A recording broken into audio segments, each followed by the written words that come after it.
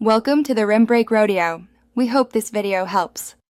You start by importing the QR code as a media asset so Alight Motion can read and animate it. First, create a new project with the right frame size and FPS. This guarantees scale and timing stay accurate. Then tap the plus, choose Media, and bring the QR image or screenshot into your timeline. Once done, enable high-quality preview so details remain crisp. This helps scanning tools later and prevents blurring when you scale or transform the QR asset. Next, make the QR code truly scannable by refining the layer inside Alight Motion.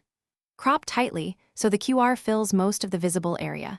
Stray borders can confuse readers. Then use color adjustment tools to boost contrast and reduce highlights.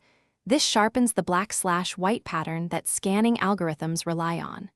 Once the pattern is clear, either export as a flattened PNG or keep as a single opaque layer. Scanners prefer solid high-contrast images rather than layered composites. Finally, validate and export correctly so the QR works outside Alight Motion. Preview at full size, then scan with a phone barcode app to confirm readability. This saves time. For static QR, use PNG export.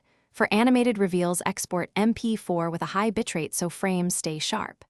If scanning fails, recrop to remove margins, increase contrast, and eliminate motion blur.